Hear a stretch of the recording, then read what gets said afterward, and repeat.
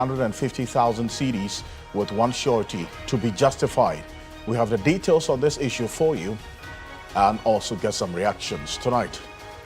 At least 7 of the 15 deaths linked to election-related violence in 2020 and 2024 have been attributed to the actions of police and military personnel. We'll dig into the specifics of that particular report released earlier today.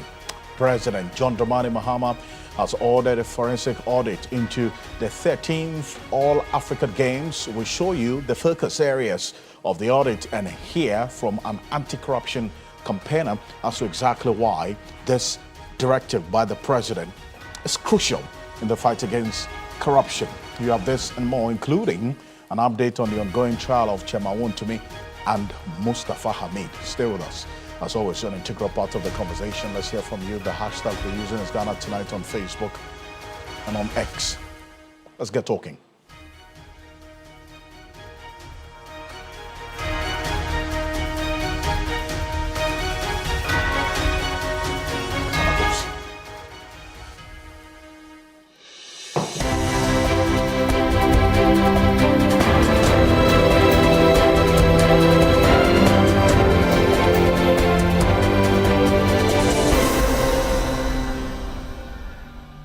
Member of Parliament for Isitifi North, Ebenezer Kwekuado, has been granted a bail of 150,000 cedis with one surety to be justified. Earlier today, Majority Leader had disclosed that the Member of Parliament for Isitifi North had been interrogated by the Criminal Investigations Department and sent to court for his alleged involvement in the attacks on operatives of the National Anti-Illegal Mining Operations Secretariat. Let me indicate that yesterday I got a call from the Minister for the Interior, Honorable Muntaka, that the IGP needed the member for interrogation. He went with our Majority Chief Whip and his lawyer. They received him at CID headquarters, took him through the processes, and I received a call not quite long ago that he has been taken to court.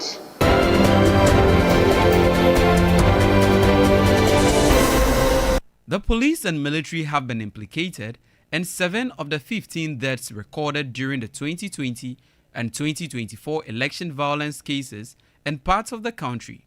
The Interior Minister, updating the public on the investigations into election-related violence, reviewed procedural actions were overlooked, legal requirements were violated, and there were instances of clear breaches of discipline.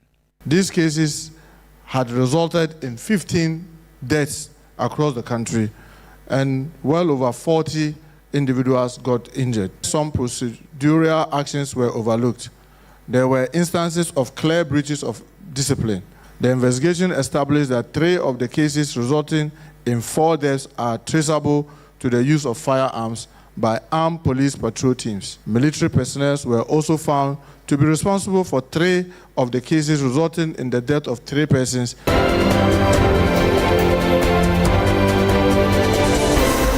Following the submission of a report by the National Intelligence Bureau (NIB) on the organization and management of the 13th All-African Games, His Excellency President John Dramani Mahama has directed the Auditor General to undertake a comprehensive forensic audit of all financial and operational aspects of the game.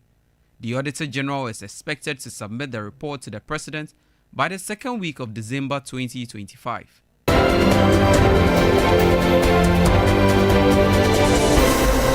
Lawyers for the NPP Ashanti Regional Chairman, Bernard Ntriboisiako, aka Chairman Wontumi, are disappointed the Attorney General dropped charges against the General Manager of Akonta Mining after he offered to testify against their clients.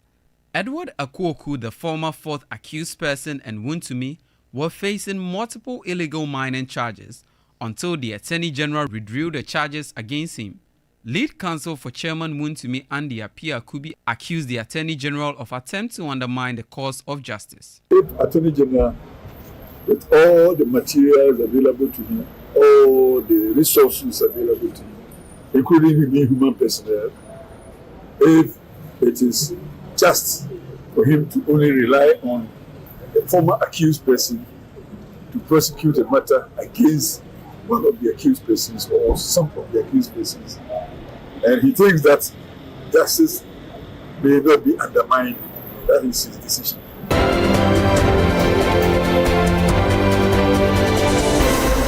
The Office of the Special Prosecutor has summoned Ghana Revenue Authority Commissioner General Anthony Sapong, Assistant Commissioner Celestine Annan, and Technical Assistant Kenneth Ejei-Dua for questioning. The directive follows the arrest of GRA's acting head of legal and concerns alleged contradictory statements and a letter reportedly issued to lawyers of SML Ghana at the official's instructions.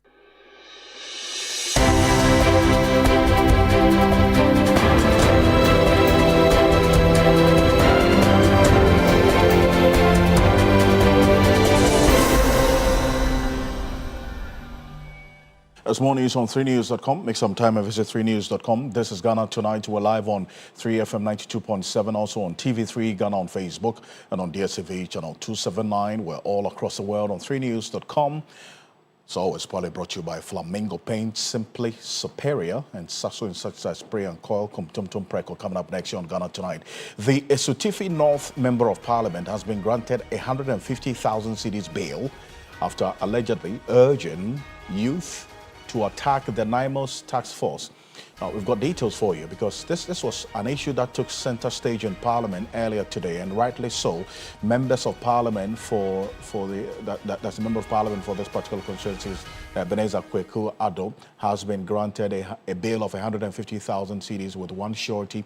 We're going to run through the full details for you to be justified. Earlier today, the majority leader, Mama Yarga, disclosed that the member of Parliament for Esutifi North had been interrogated by the Criminal Investigations Department of Ghana Police Service and sent to court for his alleged involvement in the attack on operatives of the National Anti-Illegal Mining Operations Secretariat. Now, this is a video that it's gone viral. We played it yesterday. We're gonna show you exactly what happened and why he's the subject of investigation. He said this after the speaker condemned the alleged attack and denied claims that Parliament is shielding lawmakers from scrutiny. Let's hear from Right Honourable Alban Sumana Kingsford Bagman earlier today on this matter. Take a look.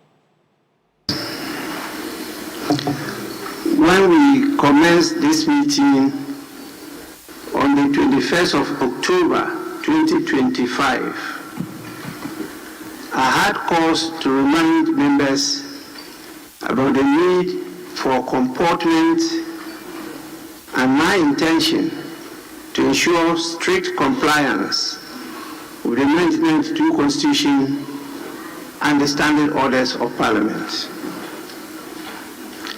While honourable members are granted severe and several privileges and immunities, which serve as procedural guards, in fact safeguards, these are intended to assist members to undertake their duties and not expected to be a basis for members to be shielded from the effect of alleged unlawful actions.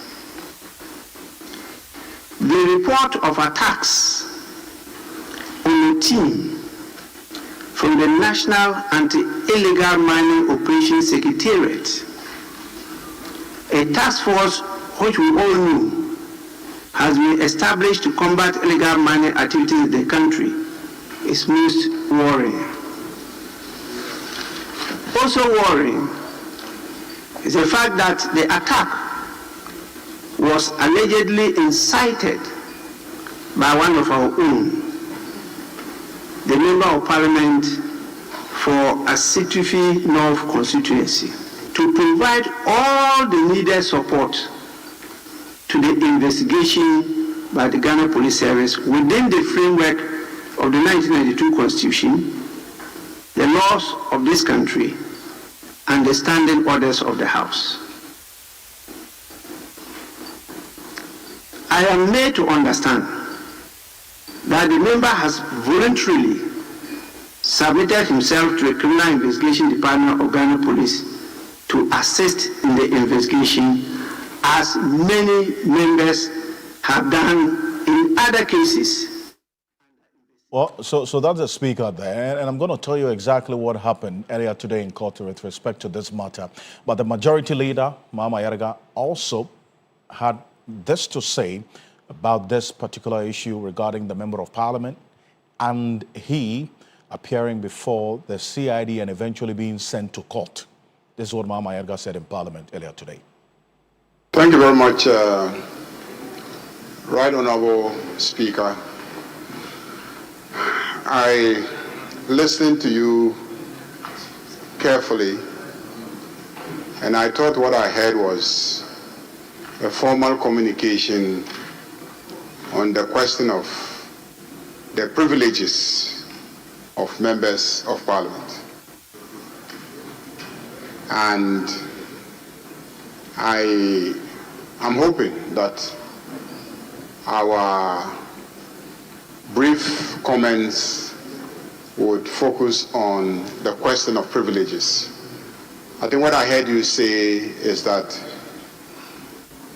you will not shield any member of this House when they are alleged to have committed offenses and the law enforcement agencies are seeking to investigate and establish whether indeed a crime has been committed for the purposes of being prosecuted or held accountable in any other form, shape, or manner. And you zeroed in on the specific instance of the alleged attack on the anti-Galamsey task force. We all heard in the media that there was an attack on an anti-Galamsey task force in Esutufi South, and I later got some indication that a member on this side of the House is alleged to have instigated some community members to resist the work of the task force. Mr. Speaker, let me indicate that yesterday I got a call from the Minister for the Interior, Honorable Muntaka, that the IGP needed the member for interrogation. I invited the member, he came to my office, and I was trying to reach Muntaka, I couldn't reach him, so ultimately I had to ask the member to go. If I reach Muntaka, I will call him back. Subsequently, Honorable Muntaka called me back. He was in a meeting when I was calling him. And I told him that I had invited the MP. He was ready to come see whoever he should see. But because we did not hear from him, I had dismissed him.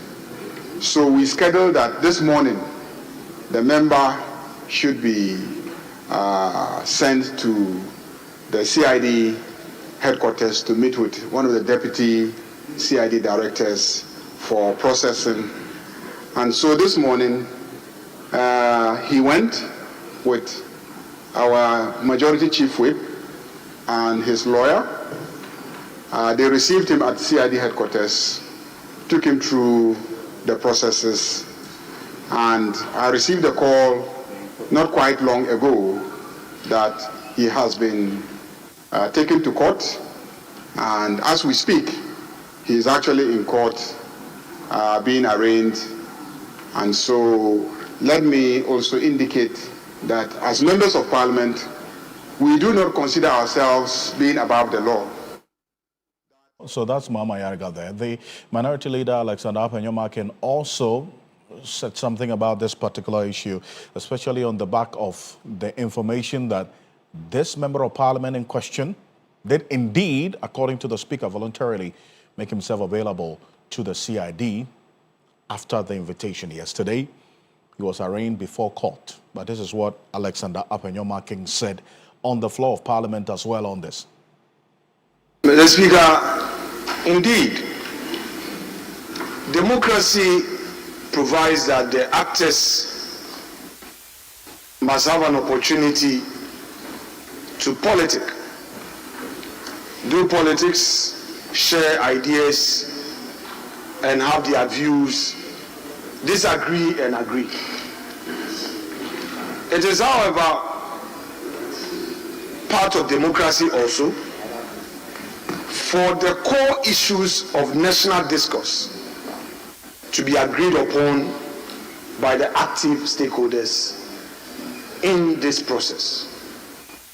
Mr. Speaker, the matter you've just raised, Galamsey, is one thing that, for the want of a better word, I must say that we as political leaders, active stakeholders of this democracy, have failed.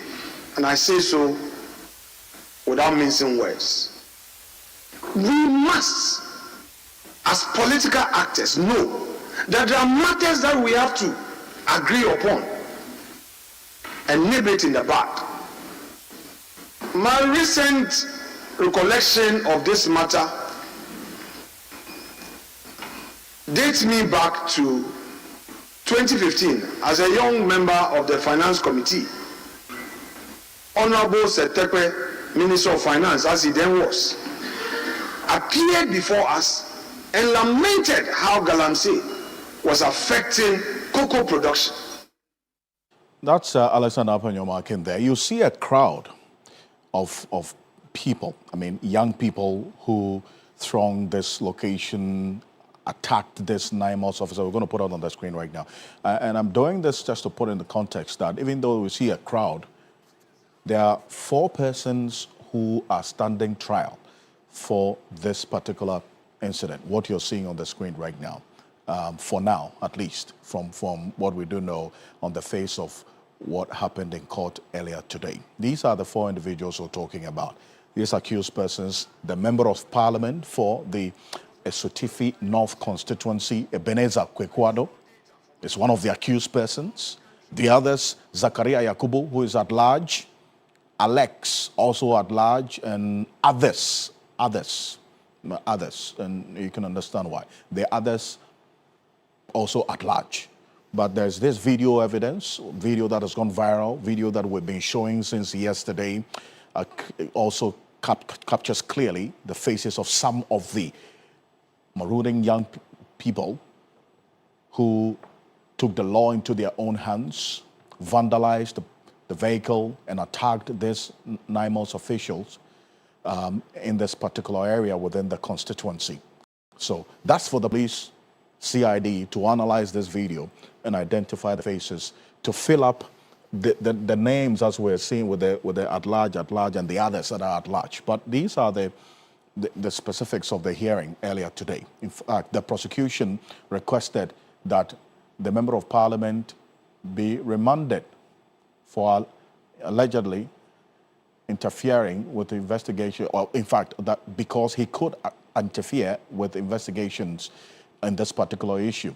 Now, even though this particular request was made by the prosecution, the lawyers for the Member of Parliament urged the court to grant him bail. That's what was done today. The courts indeed did hear that plea, and the bail was granted with these conditions. I'm going to put it on the screen. 150,000 cedis with one surety to be justified. The Member of Parliament is barred from leaving the jurisdiction, that's the Greater Accra region, to any part of the country without prior notice to the investigator. So that's one other condition for this bail. If he has to even go outside of the Greater Accra region, he has to notify the investigator. And that will be subject to either he being allowed or otherwise. He's also expected to report once every 2 weeks to the investigator. In this case, the Criminal Investigations Department of the Ghana Police Service. The case has been adjourned to December 1, 2025, December 1. And we heard the members of Parliament talk about this and how the Parliament itself, the Speaker says he will not shield anyone. Let's stay in court a bit further because the Chairman Wontumi was in court. This matter as well what came up in court earlier today. Let's stay a bit further in court earlier today. And Bernard Entry-Boesiako, that is the Ashanti Regional Chair of the New Patriotic Party, Chairman Wontumi's lawyers, they are crying foul as the charges against Akonta Mining's general manager have been dropped after he agreed to testify against their client. Now, we'll hear a bit more on this, but this is what happened earlier in court today. As we do know, yesterday, the Attorney General dropped the charges against the fourth accused in this case, that is the general manager of Akonta Mining, but the lawyers for the NPP Ashanti Regional Chair, Bernard Entry-Boesiako, also known as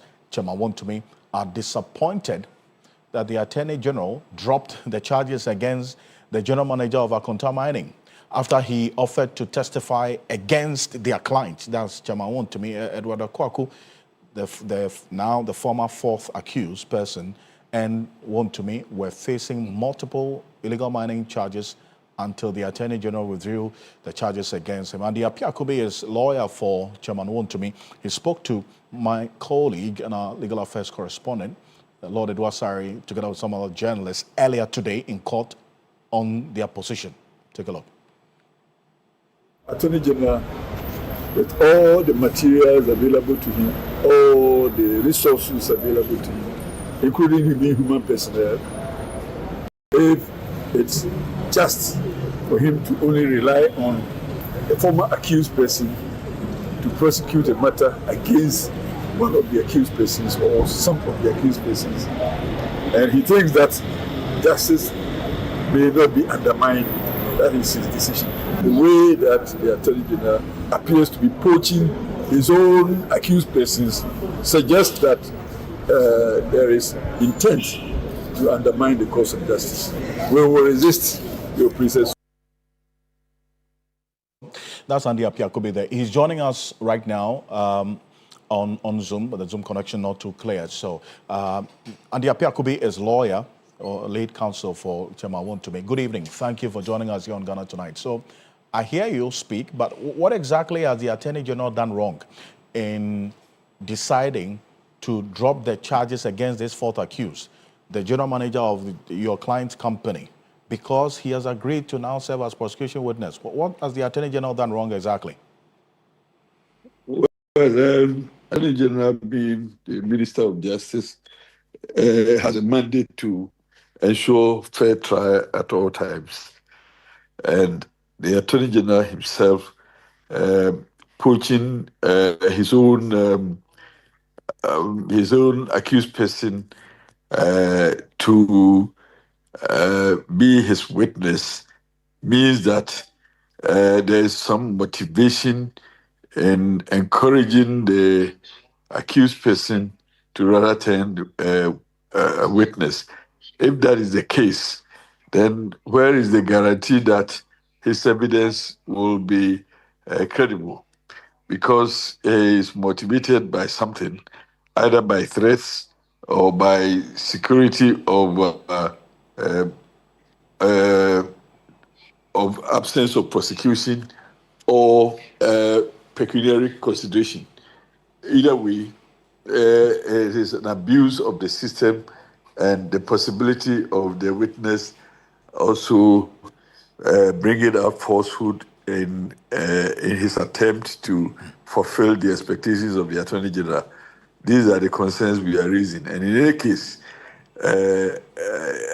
what will be the weight of that evidence when we have punctured his lines of integrity? I mean, but why do you call this development an abuse of the system and the Attorney General poaching witnesses? I mean, is it to say that the fourth accused, the general manager of Akonta Mining, did not voluntarily agree to be prosecution witness? Was he coerced to do so? I am privy to the conversation between the Attorney General and he's a fourth accused person. And it was a back and forth situation with other people also even being engaged to influence him into taking that position. And again, the threat of him going to jail was always laid at him, that if he didn't join the Attorney General as a prosecution witness, he was going to go to jail. That was the threat that was being given to him. And obviously, he was afraid that he wouldn't be able to mount a defense, for which reason he might be convicted and sent to jail. And for that reason, he wants to avoid that and then do the Attorney General's bidding. But it's a very dangerous precedent because it's an open invitation to accused persons who would have collaborated or abetted or been involved in crime to always run to Attorney General and seek to be his witness whilst giving out evidence that may not necessarily be wholesome.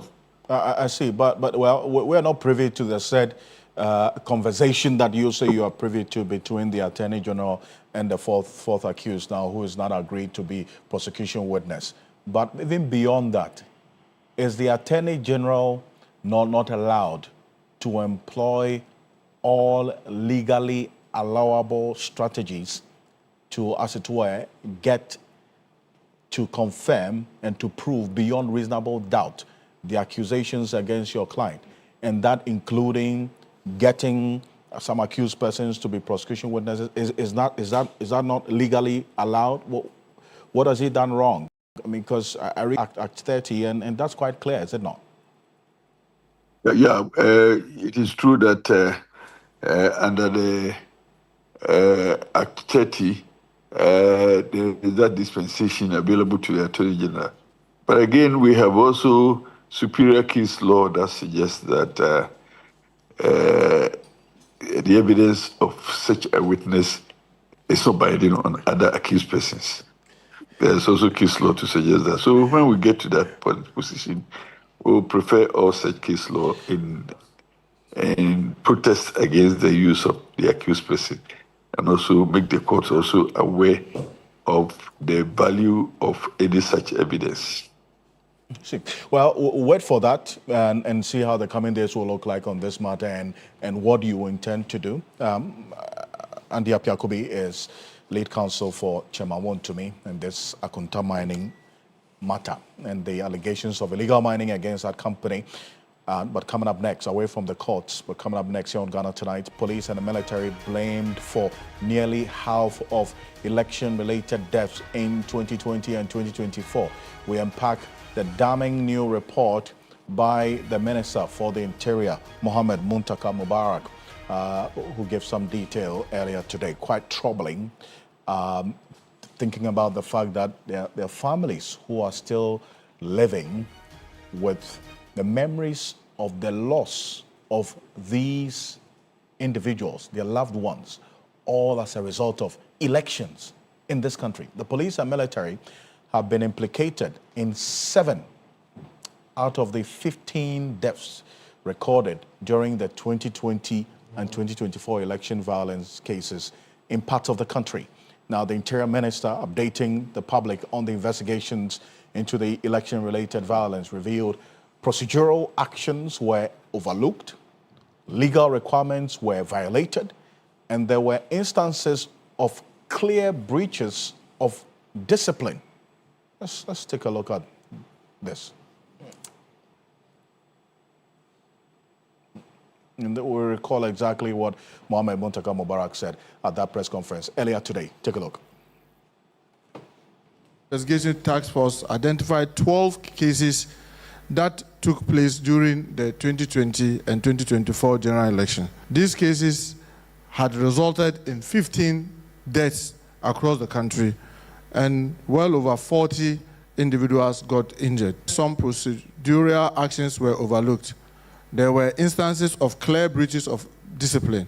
The investigation established that 3 of the cases resulting in 4 deaths are traceable to the use of firearms by armed police patrol teams. Military personnel were also found to be responsible for 3 of the cases resulting in the death of 3 persons Investigation further established that 4 of the cases, which resulted in 5 deaths, were recorded when party enthusiastic supporters resorted to the use of firearms against their opponent. The 2 other cases involved persons who were lynched during confrontation between supporters of the 2 major parties. The use of firearms by security personnel was not done under the command of a senior officer who could have ensured that appropriate rules of engagement were observed. Security personnel, especially the police patrol teams at the collation center, fired indiscriminately, and in some cases, they directed fire at the escaping crowd. Police should receive orientation and desist from using lethal force in crowd control situations. The use of armed military personnel for crowd control duties accounted for the incident that led to the death of 1 person and injured 4 others. The use of military in crowd control activity should cease. 21 suspects have been identified through witness interview, scene visit, reconstruction of crime and crime scene, and forensic and ballistic examination of material of evidence relevant to the cases. 11 new dockets have been built on the cases. 4 of the identified suspects have been arrested and admitted to police inquiry bills to facilitate further investigation and to trace their accomplices. 5 other identified suspects have been remanded in prison custody. Warrants of arrest have been procured to facilitate the arrest of some of the identified suspects who are on the run. What a troubling situation as we're seeing now in this. And in fact, if you combine the deaths in 2020 and 2024, a total of 15 people died as a result of elections in this country. So, you know, and this, we've gleaned the data from what the minister presented, Research Desk, Wisdom Safo and the team putting this together. The total casualties, 55, that resulted in 15 deaths and 40 people who are living with various degrees of injury. And they are still nursing their injuries as we speak and are unable to engage in any productive venture. Now, what is happening to these people? How are they living? The 15 who have died, what's happening to their families?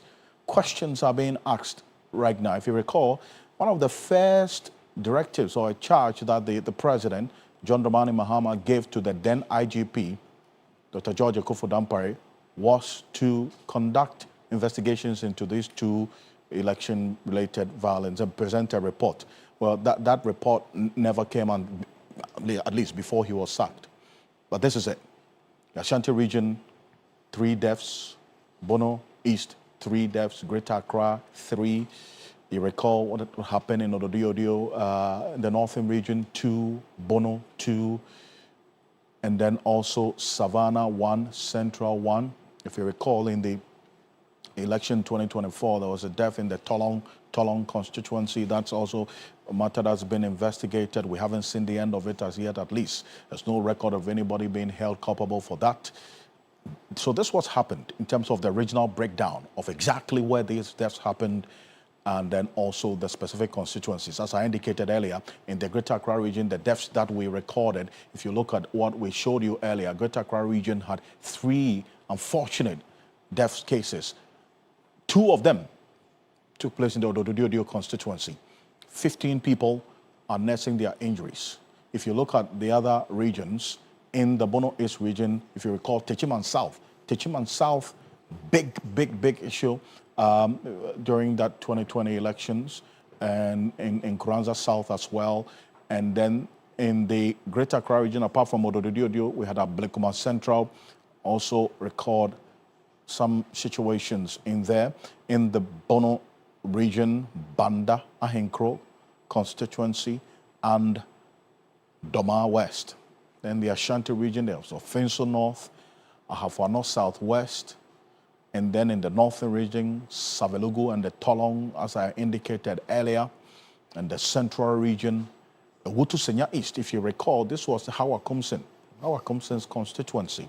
When she was minister at the time, the incumbent member of parliament for this constituency. In fact, in the 2024 elections, a sad development that we recorded as well, and it was extensively reported here Onyo Election Command Center in the Savannah region, Damongo as well. There was a death case there. Now, as troubling as this looks, in terms of the security agency's involvement, the number of cases that, according to the Minister for the Interior, the police were involved and were faulted for their operational mishap was at least 5 deaths and some 25 injury cases. The military were involved in crowd control mechanism when they are not, fundamentally trained to do so, led to the death of some 2 persons, injuries 3, police and military jointly, as we're saying now, and all security involvement in these cases. Is that the picture looks bad and gloomy. But Richard Kumado, a security analyst, is joining us on Zoom right now. Mr. Kumado, the troubling takeaway for me is the fact that with all these cases as we are seeing, nobody, at least on record, has been prosecuted for the death of these people, is it? Definitely, yes. And that is the most troubling aspect of it. Number 2 is also to make the point that our elections and some aspect of our elections is too violent, and it continues to be violent. And we need to find a solution to it and find out why our elections predominantly, some aspect of it is violent, and what are we not doing right. Number 3, we want to thank IGP Yohonu, Christian Tete Yohonu and his team have done a good job, and they broke down the myth surrounding the elections and election-related violence.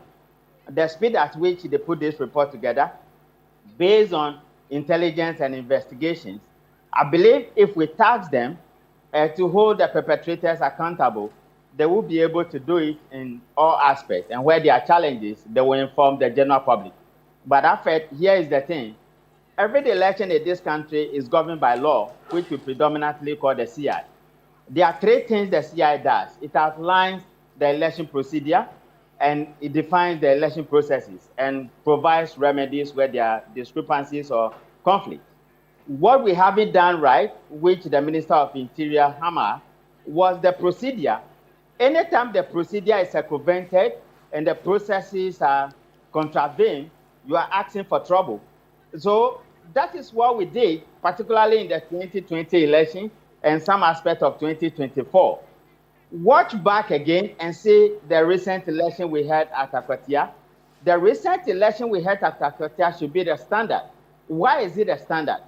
IGP Christian Tete Yohonu and his men virtually conducted the election.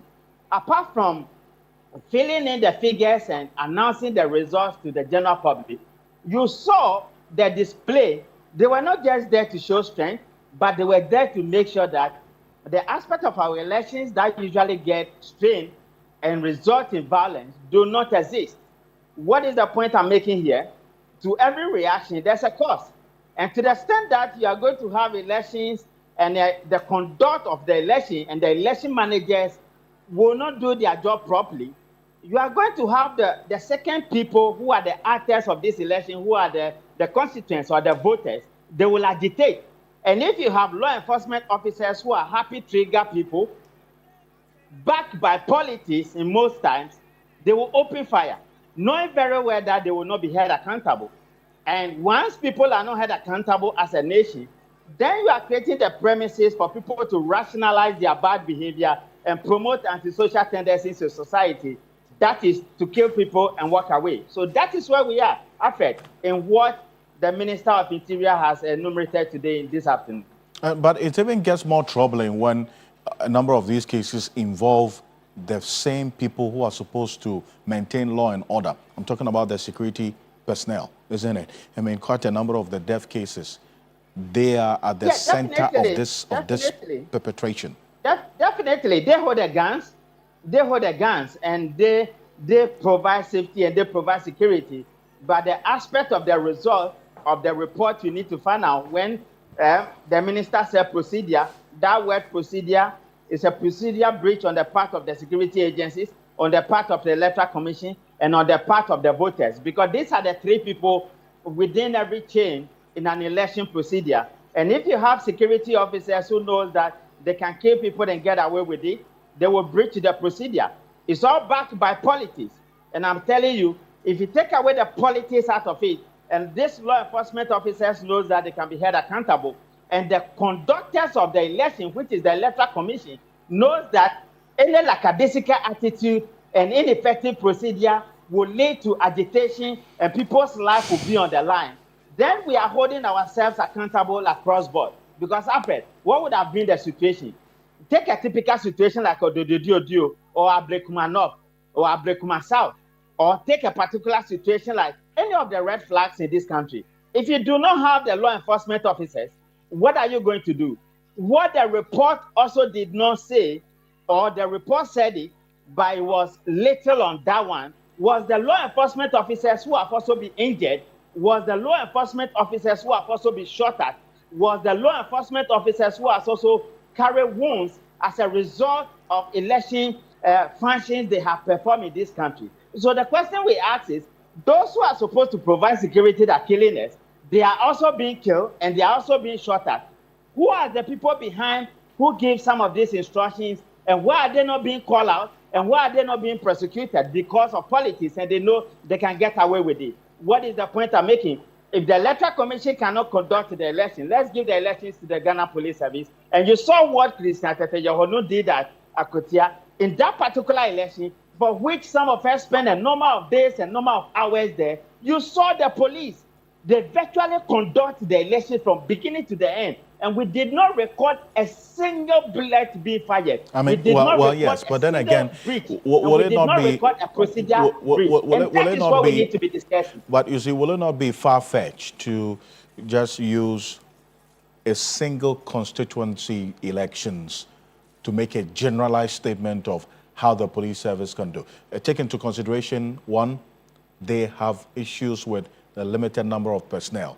The number of personnel they deployed in Akwatia alone, they cannot deploy the same number of police personnel across 276 constituencies on election day, the general elections. So those are two different situations. But I can give it to you. That is great. That is great. But you remember that at Akwatia, that was only police. The immigration was not part of it. The fire service was not part of it.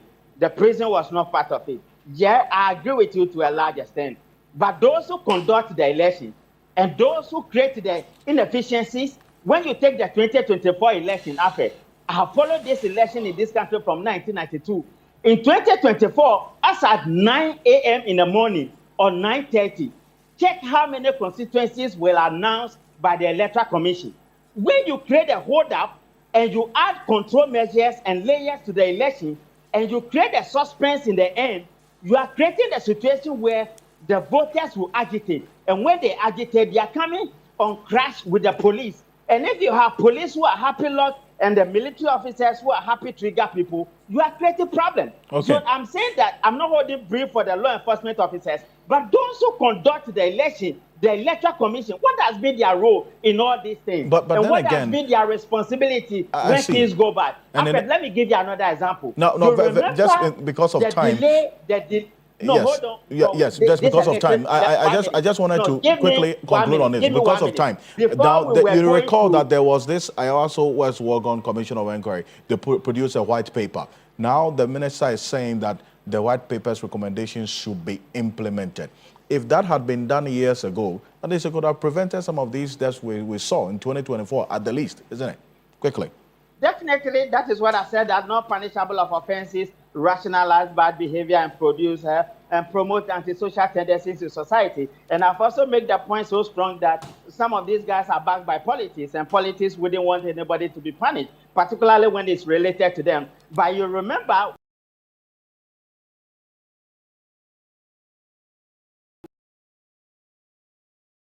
one of the accusations against the Ghana Police Service at the Ablekuma, where we went for the rerun, was that the police was not providing the cover for the election officers to collect the results. And you saw what happened at the Tesano police station. And you saw what happened at other places. I'm just saying that those who conduct election in this country bear as much responsibility as the frontline police officers and the voters in this election, because it's a shared responsibility. And we need to be holding ourselves accountable. That is the only way we are going to develop ourselves and develop this democracy after. And rightly so. I appreciate your time. Thank you, Richard Commodore, security analyst. This is Ghana Tonight. After this quick break, President Mahama has ordered a forensic audit into the 13th All-Africa Games. Now, we're going to tell you exactly the key targets and hear from an anti-corruption crusade as well on this All Africa Games, the persons who would be subjects of investigation. Stay with us.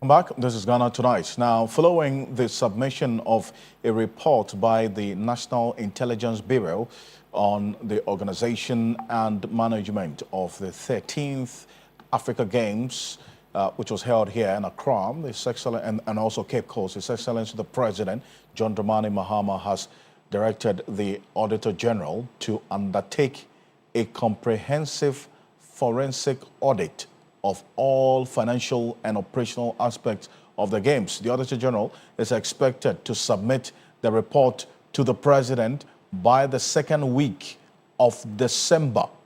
Now, take note of that. By the second week of December, the Auditor General is expected to submit the details of this particular report, this forensic audit that has been directed to conduct. Now, here's what we do know about the All Africa Games and then which areas will be of the matter of focus for this audit. First off, on the matter of procurement. Procurement is key. This procurement and contracting processes, including the tendering, selection of contractors and suppliers, and compliance with the Public Procurement Act 663 as amended.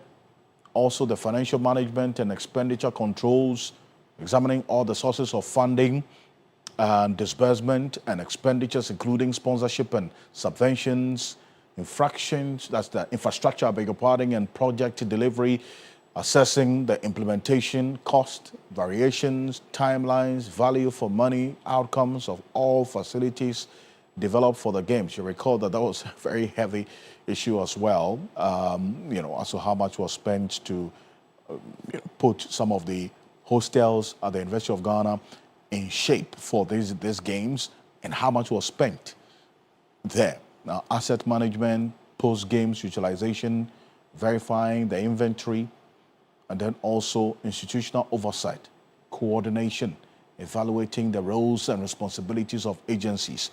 Well, quite apart from what we do know on this particular one, here is what the Honorable Kobina Woyome, who was the then ranking member on the Parliamentary Select Committee on Sports, said in terms of the cost, how much it costs us as a people. The budgeted amount was $245 million. $195 million went into infrastructure. And it's not as though we built like any structure ground up, as in, all the accommodation facilities that were used. Then transportation and logistics, $48 million. Food for athletes for 18 days, $15 million. Yeah, that's according to Kobina Woyome. So that's going to be an area of focus for this forensic audit, if indeed these figures are anything to go by. And Adam Senano is the co-chair of the Citizens Movement Against Corruption. Mr. Senano, first of all, I want to find out from you what you make of this decision by the president for a forensic audit to be conducted into this 13th Africa Games. I think it's an important thing where the president clearly appears to be seized with the facts of issues going on around him and can place emphasis on areas where ordinarily all of us as Ghanaians would say, look, this deserves some more attention. And so I'm happy to note that he's given this kind of directive. And hopefully that effort would bring results that inure to the benefit of the nation in terms of if anything has gone wrong, we'll be able to address it and strengthen our mechanisms for the future. See, but then again as well, it leads us to the next issue about what could possibly be the specific areas of focus, taking into consideration the fact that, yes, there's been a lot of commentary on this, and then also the fact that this matter as well has been subjected to a lot of the politics of it. What should be the areas of focus? I mean, I think the auditors probably will be the best people to answer this question. I assume that there may have been telltale signs. So the deep dive that is being requested by the president must be something that is being triggered by the fact that the regular audit itself highlighted a number of things that make it necessary, make it logical to suggest that, let's do a much more thorough job.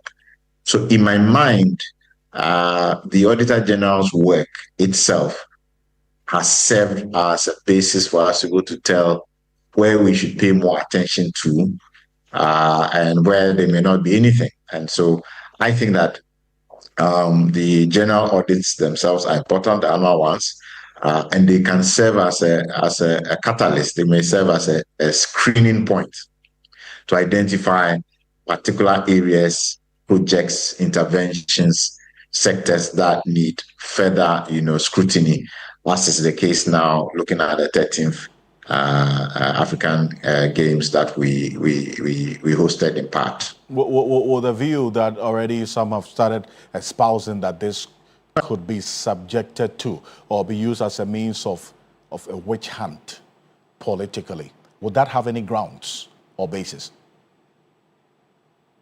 I've always debated and debunked that kind of thinking.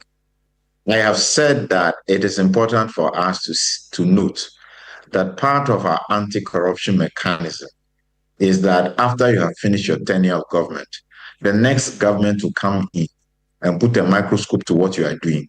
It may include the use of an oral approach. It may involve the use of forensic audits. It may come up with whatever they think is worthy of applying, such that one has scrutiny of what has transpired. In any case, leadership is supposed to be accountable. So if within your tenure, you are not responsive enough and allow the state organizations mandated to do these things to do so, whoever comes after you is going to do that. It should not be in any way called witch hunting or political whatever. That is just the way the governance system in our country works. Once you're out of government, to the extent that there are some things that people are not satisfied that these things were properly investigated, conclusions drawn, evidence made available to suggest that you are clear, nothing untoward has happened, the next person who comes to occupy that seat and occupies government is surely going to do so. And we should quit saying it's witch hunting. That is what it will be, and that's what it should be. Anyway, thank you very much for joining us here. Adam Senanu is a co-chair of the Citizens Movement Against Corruption. On behalf of the rest of the team, we do appreciate your company. And I am Alfred Ocansey. Have a good night. Ghana Tonight is brought to you by Flamingo Paint. Superior durability, superior hiding, superior coverage, simply superior.